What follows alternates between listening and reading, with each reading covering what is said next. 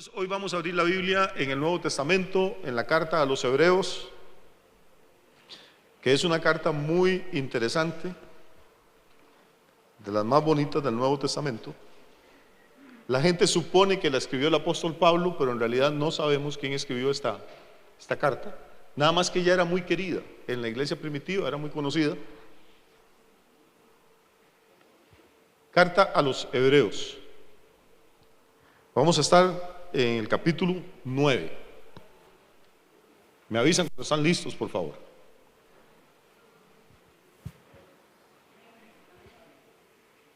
Allá atrás, ¿ya lo tenemos? Muy bien, Hebreos capítulo 9, versículo 23. Vamos a ir despacio a ver hasta dónde nos alcanza el tiempo esta mañana. Hebreos 9, 23 dice: fue pues necesario que las figuras de las cosas celestiales fuesen purificadas así, pero las cosas celestiales mismas con mejores sacrificios que estos. Porque no entró Cristo en el santuario hecho de mano, figura del verdadero, sino en el cielo mismo, para presentarse ahora por nosotros ante Dios, y no para ofrecerse muchas veces, como entra el sumo sacerdote en el lugar santísimo cada año con sangre ajena. De otra manera le hubiera sido necesario padecer muchas veces desde el principio del mundo. Pero ahora, en la consumación de los siglos, se presentó una vez para siempre por el sacrificio de sí mismo para quitar de en medio el pecado. Y de la manera que está establecido para los hombres que mueran una sola vez y después de esto el juicio, así también Cristo fue ofrecido una sola vez para llevar los pecados de muchos, y aparecerá por segunda vez sin relación con el pecado para salvar a los que le esperan. Yo sé que todos hemos leído este texto y que de una u otra forma lo conocemos, pero Hebreos no solo es una de las cartas más lindas del Nuevo Testamento, es una de las más profundas. Es una carta que tiene muchísima enseñanza, muchísima revelación. Entonces no vamos a andar corriendo por toda la Biblia hoy, nada más déjela ahí en ese capítulo abierta si tiene su Biblia o su tablet o su teléfono por ahí con el texto, y si no trajo, pues ahí lo vamos a tener. Vamos a devolvernos entonces al versículo 23 y vamos a tratar de ir haciéndolo de manera expositiva, versículo por versículo, para ver si captamos qué es el mensaje que nos quiere decir el escritor, porque lo leemos así de pronto como que no nos queda muy claro de qué se trata el asunto, hacia dónde va el que escribió la carta. Dice: fue pues necesario que las figuras de las cosas celestiales fuesen purificadas así, pero las cosas celestiales mismas con mejores sacrificios que esto. Muy bien. En el contexto anterior, la carta lo que está hablando es de los utensilios que había en el tabernáculo en el Antiguo Testamento. El tabernáculo era una tienda grande como esta, probablemente, hecha con cueros de animales, y en esa tienda estaba dividida tenía uno que se llamaba el lugar santo y otra parte que se llamaba el lugar santísimo. Y en los dos lugares había muebles. Había unas lámparas, había una mesa para poner los panes, estaba el altar del incienso, había una serie de muebles hechos de madera y todos forrados con oro. Y ese tabernáculo era el lugar donde Dios se revelaba, la presencia de Él, revelaba su gloria, su presencia al pueblo de Israel. Pero cuando hacen la tienda y hacen los utensilios, no pueden empezar a utilizarlos de una vez, sino que antes tienen que santificarlos, tienen que purificarlos, tienen que consagrarlos o dedicarlos al Señor, como usted quiera. Y para esto, entonces lo que hacía el sumo sacerdote de Israel era que con sangre de un animal que había sido sacrificado, rociaba el candelero, rociaba el baúl el arca del pacto, rociaba las mesas, los altares. Y lo que está explicando el escritor de los Hebreos, y voy muy despacio porque para alguna gente esto puede ser nuevo, es que ese tabernáculo y todos los utensilios que había ahí adentro, y este es otro estudio que podríamos dar algún día porque es riquísimo, todos los utensilios que hay dentro del tabernáculo son, vamos a ver, voy a usar la palabra, son una figura terrenal, física, material, de unas realidades supraterrenales, de unas realidades espirituales. No se asuste, voy muy despacio. Vamos a explicar esto. Lo que quiere decir el escritor de los Hebreos es que en algún lugar del universo que no es visible, que no pueden alcanzar los científicos con los telescopios, donde no pueden llegar los astronautas, En algún lugar del universo está el trono desde el cual Dios gobierna toda la creación. Y que en ese trono, en ese lugar, en esa ciudad, en ese planeta, en esa galaxia, póngale el nombre que quiera, a la que los católicos y los evangélicos le dicen el cielo, que no son las nubes ni es el firmamento, es el lugar desde el cual Dios gobierna toda la creación. En ese lugar, dice el escritor de los Hebreos, hay un tabernáculo eterno, perfecto. Y también ahí hay un candelabro, y también ahí hay un altar, y hay un arca de la presencia. Todos los muebles que había aquí en el tabernáculo que construyó Moisés eran una copia de estos muebles perfectos y celestiales. La palabra que se utiliza para hablar de estas realidades invisibles, celestiales, es arquetipos.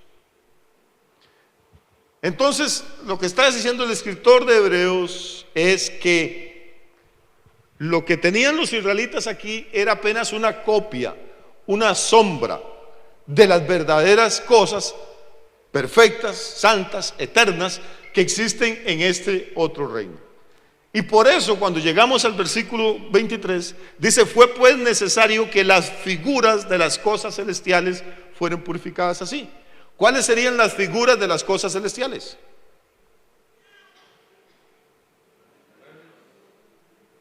Las que Moisés hizo: el tabernáculo con cueros de animales, el altar de oro, el candelabro de oro, el arca de madera forrada con láminas de oro. Eso que era tan maravilloso, tan impresionante, tan glorioso, era apenas una sombra, una figura de las realidades arquetípicas, de las realidades celestiales. ¿Siguen conmigo? ¿Qué quiere decir arquetipo? Arqué significa antiguo o viejo en griego, y tipos es una figura o una sombra. Entonces el arquetipo es lo antiguo, lo primero que existió, lo real, lo verdadero. Lo que hace Moisés, aunque está siguiendo las instrucciones de Dios, es copiar el modelo celestial. Y cuando lo termina, lo copió a la perfección, siguió las instrucciones de Dios, pero aún así tienen que purificarlo. ¿Cómo lo purifican? Con la sangre de un animal que fue sacrificado. ¿Estamos bien hasta aquí? Muy bien, volvamos al versículo 23. Dice el escritor de Hebreos: fue pues necesario que las figuras de las cosas celestiales fueran purificadas así. Y aquí viene la parte interesante. Dice: pero las cosas celestiales mismas con mejores sacrificios que estos. Es probable que hoy salgamos de aquí con dolor de cabeza. Si trajo aspirinas, tómese un par desde ahora, pero necesitamos entender esto. Lo que está diciendo el escritor de Hebreos entonces es: las cosas que Moisés construyó siguiendo ese modelo celestial tuvieron que ser purificadas por sangre. ¿Por qué? Porque las construyeron hombres de Dios, temerosos de todo lo que quiera, pero hombres pecadores e imperfectos. Ahora, lo extraño, lo rarísimo, es que este versículo 23 dice al final que las cosas celestiales, o sea, las cosas arquetípicas, que el tabernáculo del cielo, el arca del cielo, el candelabro del cielo, los altares, también tuvieron que ser purificados. Pero no con la sangre de un macho cabrío, de un cordero, sino con mejores sacrificios que estos. La pregunta es: ¿por qué? Yo entiendo que lo que estaba aquí en la tierra tenía que ser santificado, purificado, porque lo hicieron hombres imperfectos. Pero ¿por qué algo que está en el cielo necesita ser purificado? Es más, la palabra purificado ya le dice a usted algo. Cuando algo necesita ser purificado es porque no estaba limpio, porque no estaba bien, necesitaba que le hicieran un trabajo ahí para remediar su situación. Pero ¿por qué en el cielo tenían que ser purificadas las cosas celestiales, de las cuales el tabernáculo era apenas una sombra? Yo tengo una teoría nada más, y la voy a decir no como doctrina, voy a decir como mi teoría. Hubo una época durante siglos o miles de años o millones de años en que Satanás tuvo acceso a los lugares celestiales. Si usted lee el libro de Job, dice que llegaron los hijos de Dios hasta el trono y llegó también entre ellos Satanás, tenía acceso. Y yo creo que el ingreso de Satanás y de estas fuerzas a los lugares celestiales pudo contaminar esas cosas.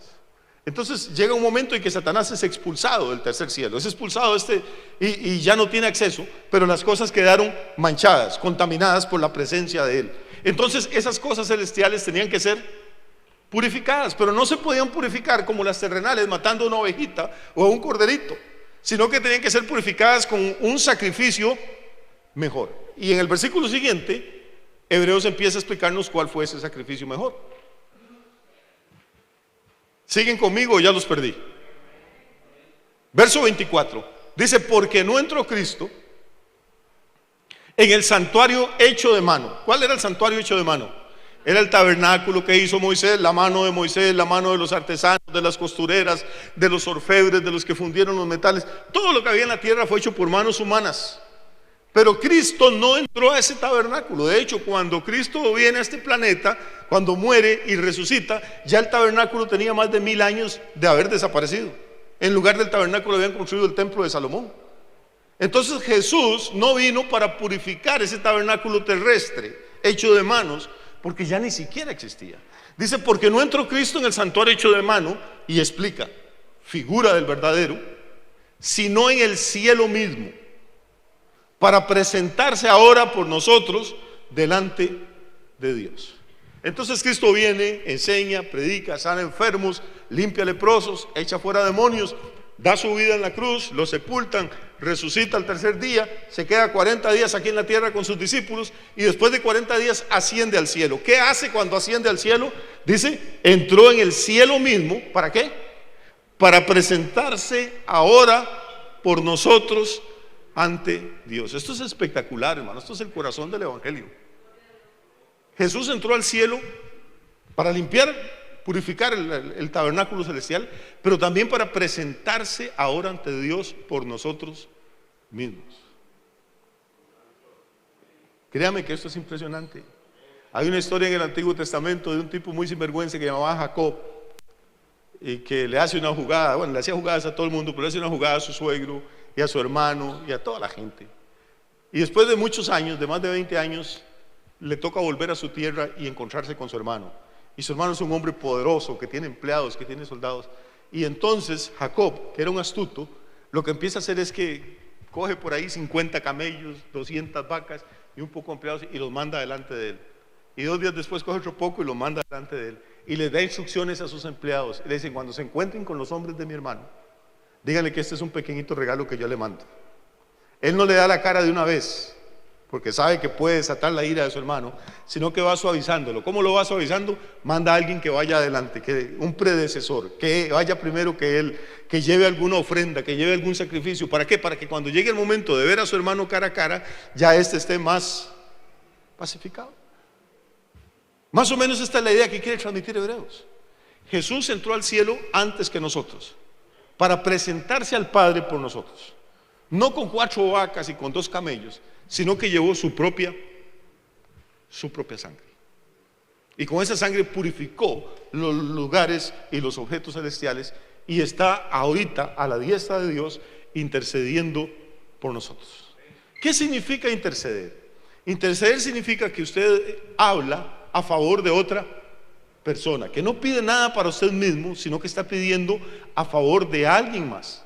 Jesús no ocupa nada para él, no necesita nada, es el Rey de Reyes y el Señor de Señores.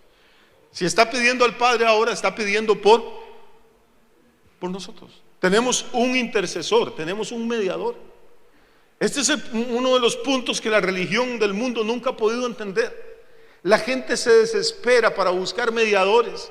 Le oran, hay una multitud de santos, de santas, de mártires, de vírgenes, de ángeles, de arcángeles. Se les reza, se les prende velitas, se les tiene fe, se les tiene devoción, se les pide que ayuden. Amigo y amiga, usted no necesita nada de eso. Usted tiene un intercesor perfecto, tiene uno que no se duerme, que no se cansa, que vive precisamente, subió al cielo específicamente, dice Hebreos, para presentarse ahora por nosotros ante Dios. Un día estaba tratando de explicarle esto a no recuerdo, una señora, no muy mayor, una señora de unos 40, 50 años. No, es que eso no es así, me dice. No es como ustedes creen. ¿Por qué? Me dice: imagínese que usted tiene que hablar con el presidente de la república. Ajá. Dice: entonces según usted nada más va pum, pum, pum y entra y habla con el presidente. No, señor. El primero tiene que hablar con el guarda de la entrada, a ver si lo dejan pasar, y después tiene que hablar con la secretaria, y la secretaria lo pasa con el encargado de la agenda, y ese lo pasa con el vicepresidente o con la ministra, y después, si usted califica, lo dejan con el presidente. Así no es. Y se echó una sonrisa como de satisfacción la señora, como diciendo: ya, lo despedacé. Y es tan fácil la respuesta. Bueno, sí, usted tiene razón. Tiene toda la razón. Excepto en un caso, que usted sea el hijo del presidente. Porque usted puede hablar con él en la oficina, en la casa, en el carro, donde le dé la gana, y no necesita absolutamente que nadie más interceda. Esa es la diferencia entre ser hijo de Dios o hija de Dios y no serlo. Cuando usted es hijo de Dios, dice la Biblia, acerquémonos confiadamente al trono de la gracia a través del camino nuevo y vivo que Jesucristo nos abrió a través de su sangre. Si usted quiere perder el tiempo, el dinero, las velitas, todo el incienso, todos esos gustos suyos, nadie lo va a discutir, está en todo su derecho. Pero ¿para qué? Teniendo como intercesor a Jesús, ¿para qué necesita usted otro intercesor? U otra intercesora. Teniendo como mediador a Jesús, ¿para qué necesita a otra persona? Todo lo que quiere explicarnos el escritor de Hebreos es que la razón por la que Jesús subió al cielo es purificó con su sangre las cosas celestiales y se presentó por nosotros ahora ante Dios. Amén. Repasemos esto, pero en el versículo siguiente, en el 25.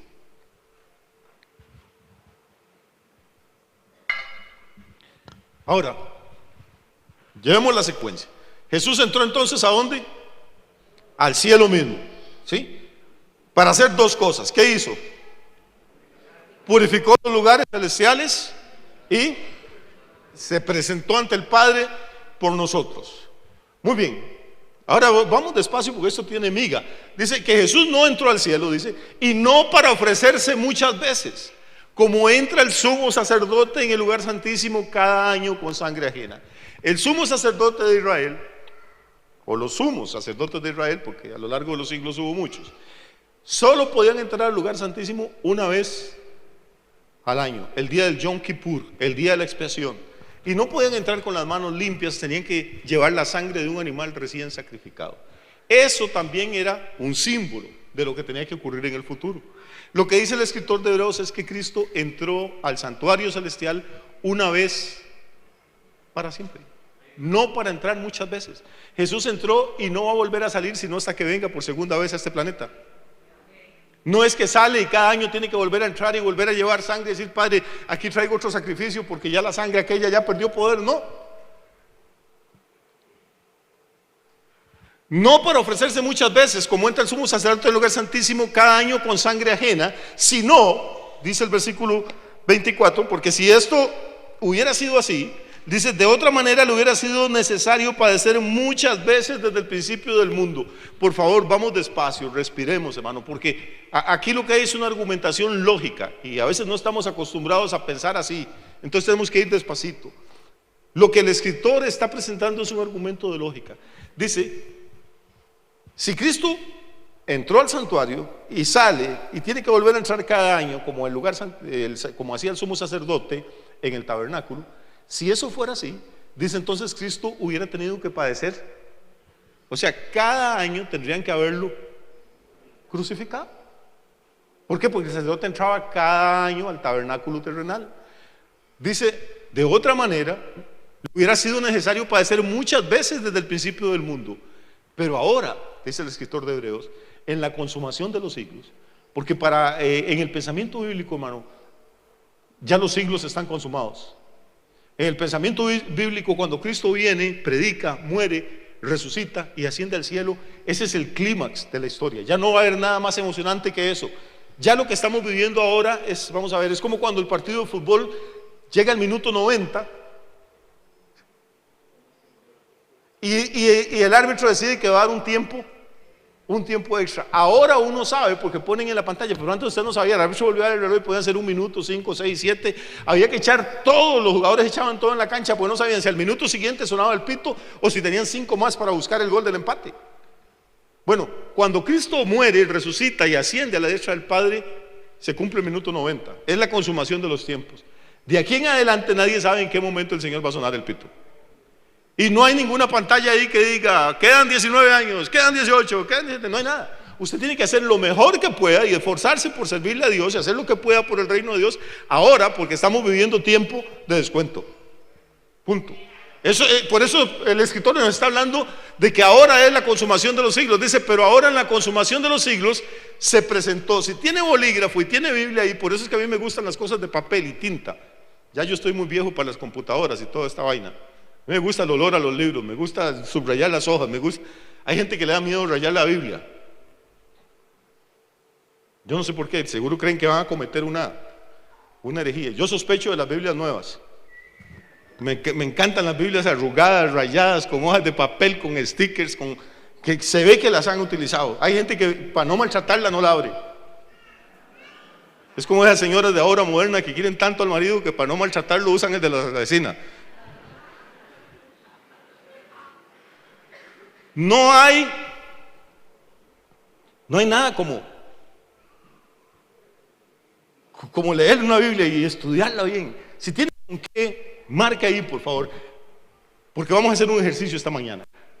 Dice: de otra manera le hubiera sido necesario padecer muchas veces desde el principio del mundo, pero ahora en la consumación de los siglos se presentó una vez para siempre. Por favor, marque donde dice una vez para siempre.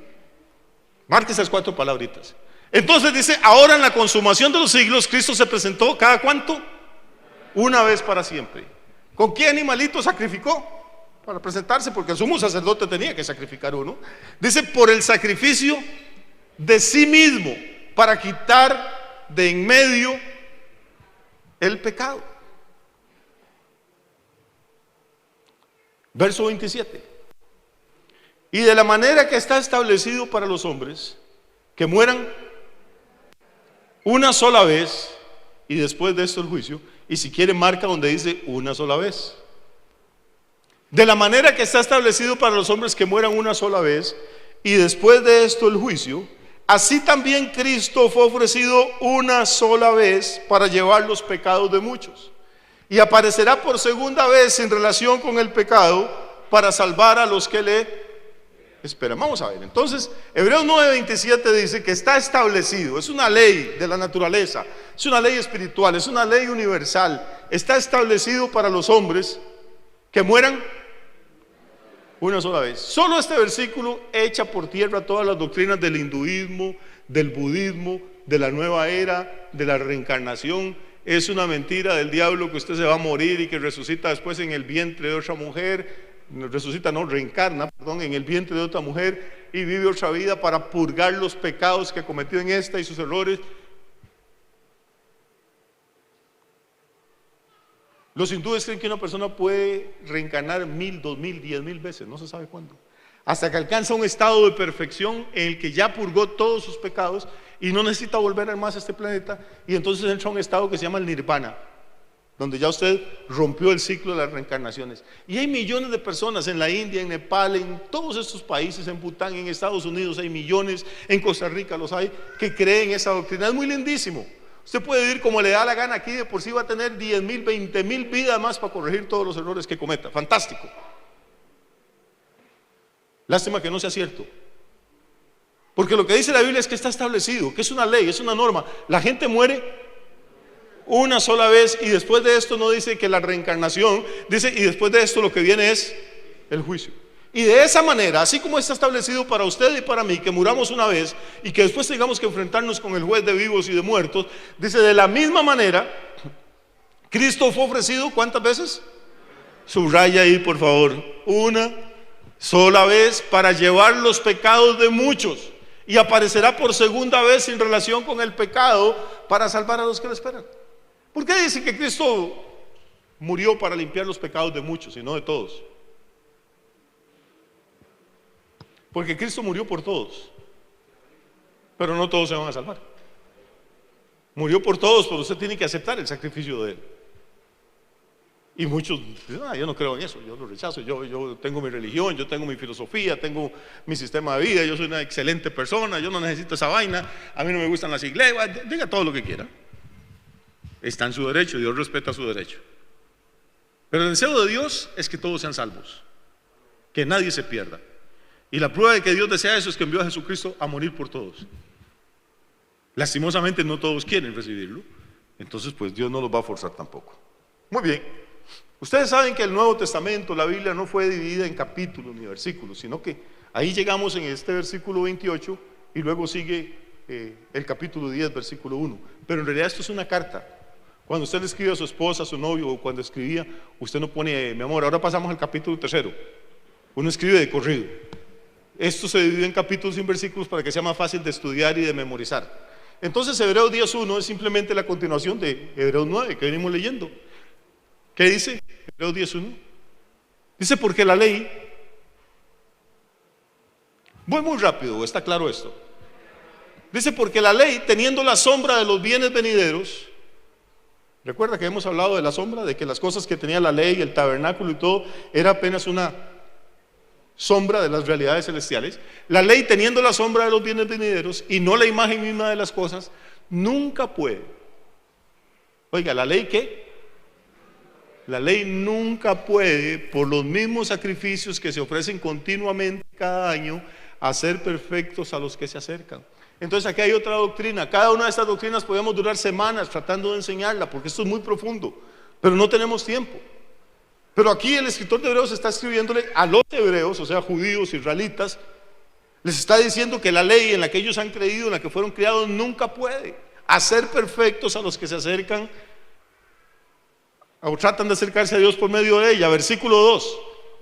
De otra manera cesarían de ofrecerse, pues los que tributan este culto, limpios una vez, no tendrían ya más conciencia.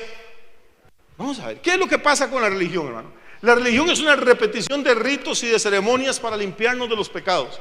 Voy, hago examen de conciencia, me confieso, quedo limpio, salgo, peco en la semana, vuelvo a llenar el saco pecado, lo traigo el domingo, vuelvo a hacer lo mismo que hice la semana pasada, quedo limpio, hoy la otra semana, vuelvo a pecar, vengo, limpio el saco, lleno el saco, y siempre va a estar la gente con esa conciencia de pecado. Hay personas que viven toda su vida esclavizados por la conciencia de pecado. Nunca tienen conciencia de justicia, nunca tienen conciencia de que han sido perdonados, nunca tienen conciencia de que son hijos e hijas de Dios. Siempre están revisando saber qué han hecho malo. Mejor no oro. ¿Cómo voy a orar yo si no estoy bien? ¿Para qué voy a alzar las manos en la iglesia si no estoy bien? ¿Para qué? Toda su vida es un tormento. Y los líderes religiosos se aprovechan de eso para sembrarle culpa a la gente. Y entonces los tienen semana tras semana, día tras día, viniendo a repetir cosas para tratar de limpiarse de los pecados. El evangelio es otra cosa. El evangelio es que el sacrificio de Cristo no es igual al de las ovejitas ni al de los carneritos, que el sacrificio de Cristo es tan poderoso que su sangre nos limpió una vez para siempre, y Él no necesita morir 2 veces ni 3 veces. A veces la gente en las iglesias, aún en la iglesia evangélica, nunca entiende. Usted hace una campaña y dice, los que quieren aceptar a Cristo pasan al frente y vienen y aceptan al Señor y lloran, y el otro año hace otra campaña y la misma gente vuelve a pasar, hermano. Yo tenía gente en la iglesia que eran ya clientes frecuentes, ya casi había que darles tarjeta. Sermón que predicaba, sermón que me caían al frente, los mismos. Hasta que hay que sentarse con ellos y explicarle, papito, ya usted se convirtió, ya aceptó al Señor. Sí, de verdad. Eso no tiene que pasar más, no tiene que hacer nada más. Ya Dios lo perdonó. Sí, pastor, pero volví a fallar, hermano, pero no tienen, viven exactamente bajo la conciencia de pecado. Voy despacio porque esto es importante. Pasamos al versículo 3.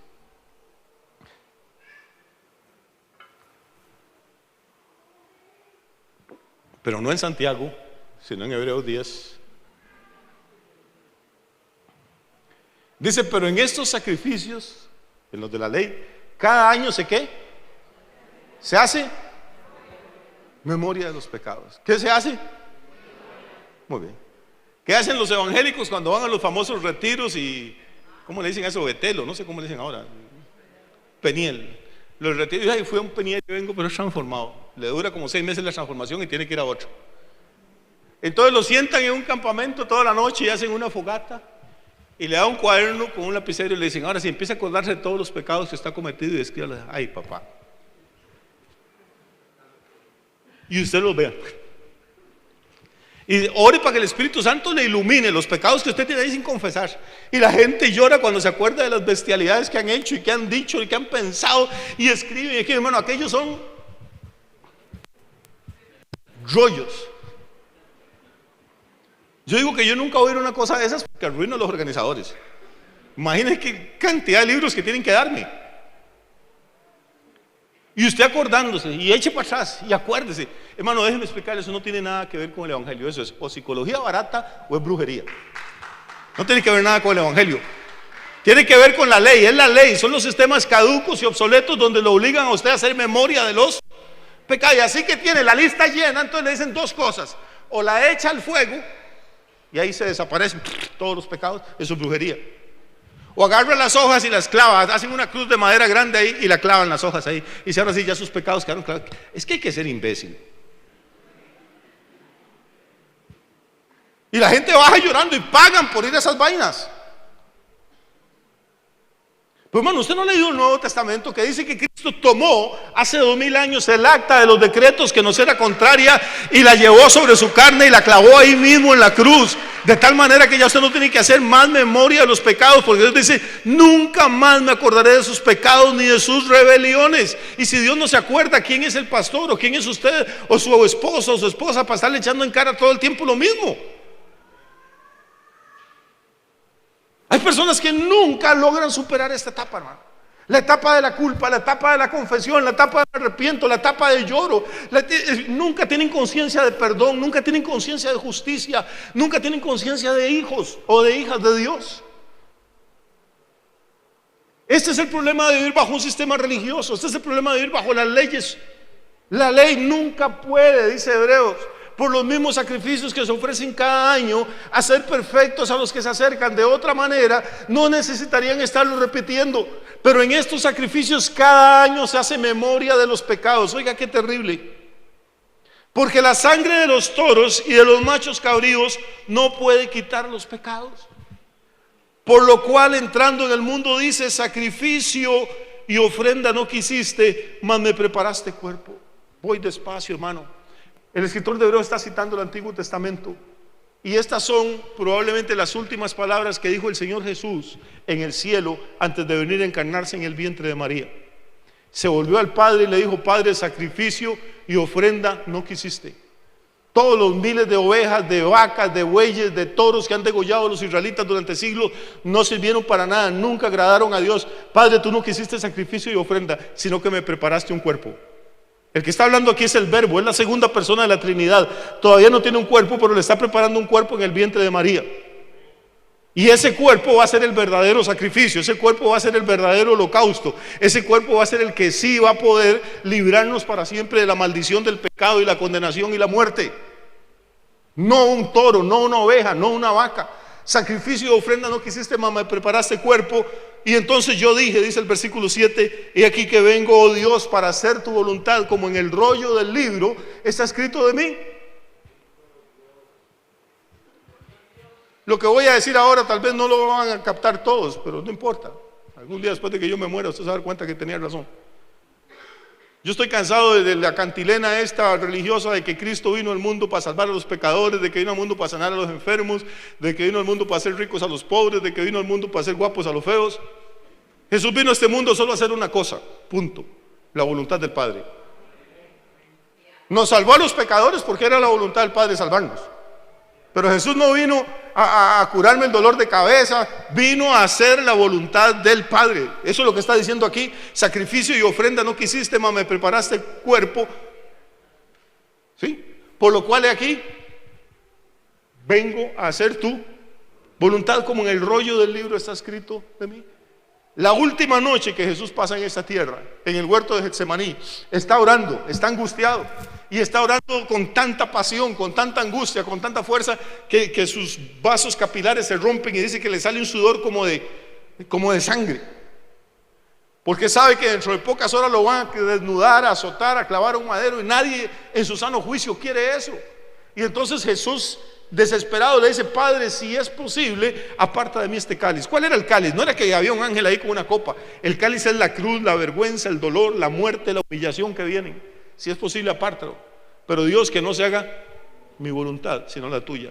Las últimas palabras que dijo en el cielo antes de venir fueron: yo bajo a hacer tu voluntad. Y las últimas palabras que dijo al Padre en el huerto fueron: Dios, a esto vine, a hacer tu voluntad y no la mía. Si puedes quitar la copa, quítala. Si hay otra forma de salvar al mundo, sálvalo de otra forma. Si puedes mandar al arcángel Miguel o a Gabriel o a cualquier otro, mándale que lo maten a ellos. Pero ¿sabe por qué tuvo que Jesús ir a la cruz? Porque no había otra forma. que no hay otra forma. Amigo, amiga, su religión no lo puede salvar, sus buenas obras no lo pueden salvar. Si alguna religión pudiera salvar al hombre, ¿usted cree que Cristo había muerto? Si alguna cantidad de buenas obras pudiera salvar a alguien, ¿usted cree que el Padre Celestial habría dejado que su único y amado Hijo Jesús muriera en la cruz del Calvario?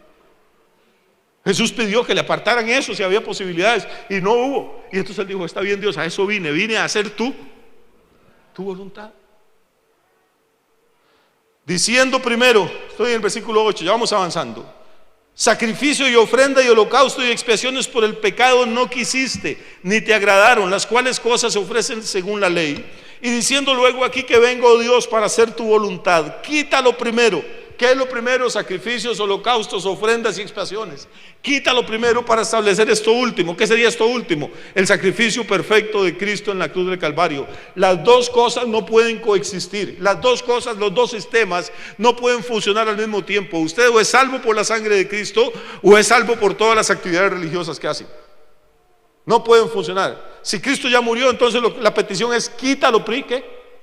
Lo primero para establecer esto último, el sacrificio perfecto de Jesús. En esa voluntad, voy a ir un poquito rápido para avanzar. En esa voluntad somos santificados mediante la ofrenda del cuerpo de Jesucristo, hecha, y ahí otra vez están las dos palabritas, si quiere, o las cuatro para que las subraye: hecha una vez para siempre. ¿Cuántas veces fue ofrecido el cuerpo de Jesucristo? ¿Cuál es el problema que tenemos nosotros con los amigos católicos, por ejemplo? Porque si usted es un buen católico, y supongo que sí, debe conocer la doctrina de su iglesia. Aunque la mayoría de católicos con que yo hablo no conocen nada de la doctrina de su iglesia, ni conocen la historia. Si usted les habla de los sínodos y de los concilios, no saben ni de qué están hablando. La mayoría son por tradición, por familia. Pero bueno, estoy hablando ahora de personas que sí han estudiado, que sí les interesa, que sí aman de verdad su religión. Excelente. Pero piense una cosa: en la doctrina católica y en el catecismo católico uno dice voy a misa, pero eso dice la gente, el pueblo. En realidad, en la doctrina católica la misa se llama el sacrificio incruento de la misa. Lo que la gente no entiende cuando va a misa es que va a un sacrificio, no de una ovejita, no de un corderito, no de un toro. ¿Qué se sacrifica en la misa?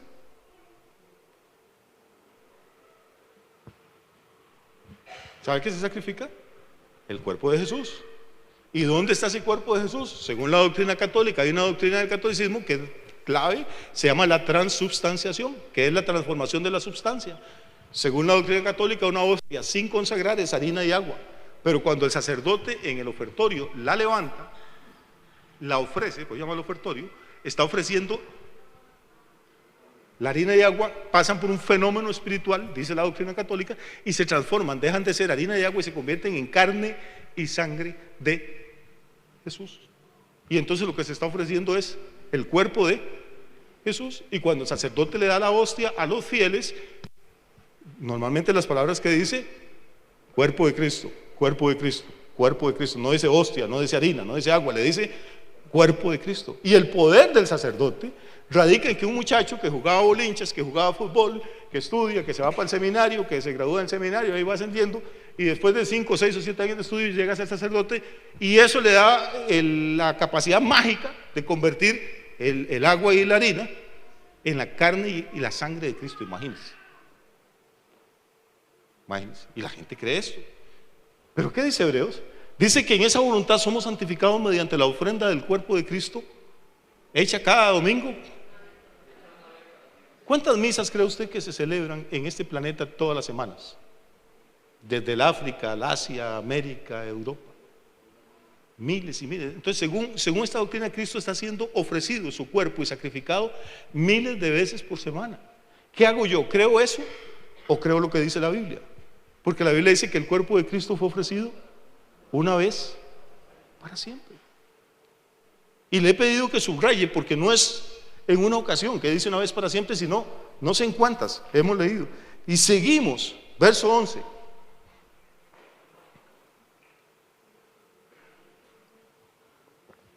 Y ciertamente todo sacerdote está día tras día, ¿qué? Note que ya aquí no está hablando de los sumos sacerdotes de Israel, porque los sumos sacerdotes solo era una vez al año que podían ofrecer el sacrificio, el día de Yom Kippur. Pero aquí está hablando de ese, y todo sacerdote está día tras día ministrando y ofreciendo muchas veces los mismos sacrificios que que nunca pueden quitar los pecados. ¿Qué hacemos entonces? Es que esa es su Biblia. Dice, no, amigo, abra la suya en la casa, léala. Mire, estamos leyendo el capítulo 9 y 10 del libro de los Hebreos. Dice exactamente lo mismo que la mía.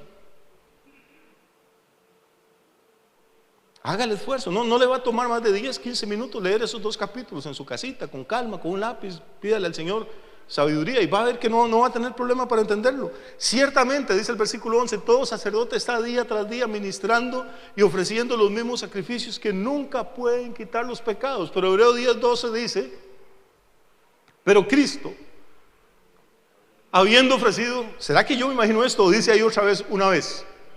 Dice, pero Cristo, habiendo ofrecido una vez para siempre. Es que yo no sé cómo es que hay gente que dice que no entiende.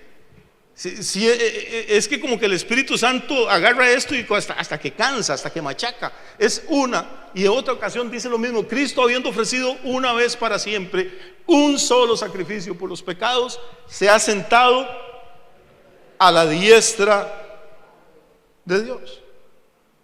De ahí en adelante, esperando hasta que sus enemigos sean puestos por estrado de sus pies. ¿Y qué dice Hebreos 10:14? Vamos a cerrar ahí. ¿Qué dice Hebreos 10:14? Otra vez, porque con una sola ofrenda hizo perfectos para siempre a los santificados. ¿Cuántas ofrendas? ¿Cuántos sacrificios? ¿Cuántas muertes? ¿Cuántas resurrecciones? Una. Yo digo esto con todo el cariño del mundo y con todo el respeto. Hay gente que usted no puede mencionar nada de esto, pues es que no hay amor, me están atacando. Yo no estoy atacando a nadie, estoy leyendo la Biblia. Si tiene algún problema con esto, peléese con el Espíritu Santo, con el que escribió Hebreos. No conmigo. Ahora, usted es libre de creer lo que quiera, de vivir como quiera, entienda, nadie está juzgando, nadie está condenando. Dios respeta y con mucho más razón nosotros que tenemos que respetar. Pero amigo, es que es tan claro. Es tan claro que el sacrificio de Cristo es perfecto, que con una sola ofrenda, la de su cuerpo, hizo perfectos para siempre a los santificados. Hay gente que dice, no, es que uno no puede estar seguro de la salvación. ¿Cómo va a saber uno? Eso hasta que uno se muera, del techo para arriba, solo tatica Dios sabe. No, hermano, el chiste es que sí se puede estar seguro de la salvación. Y no solo se puede, se debe, porque después de muerte ya no hay más oportunidades. Claro, nos encantaría y rezamos por la tatarabuelita y la abuelita y que el Señor la tenga en su gloria. Pero la Biblia no dice eso. Dice Hebreos 9:27, está establecido para los hombres y las mujeres también, que mueran una sola vez y después el juicio. No dice después una segunda oportunidad, no dice después los rezos de la familia. No, dice, una vez que una persona falleció aquí, tiene que enfrentarse con el Creador del universo y darle cuenta de lo que hizo durante los 10 o 20 o 100 años que estuvo en este planeta. Y el mensaje del Evangelio es que cuando usted se encuentre con el Señor no va a estar enojado con usted. No va a estar diciendo con una lista de todos los pecados que usted cometió. ¿Por qué? Porque antes de que usted llegue allá llegó otro que se llama Jesús de Nazaret y entró al lugar santísimo, no con sangre ajena, sino con su propia sangre, para purificar las cosas celestiales y para interceder por nosotros delante del Padre. Por eso dice el apóstol Juan, si alguno hubiere pecado, abogado tenemos para con el Padre, a Jesucristo el justo. Esa es la bendición del Evangelio.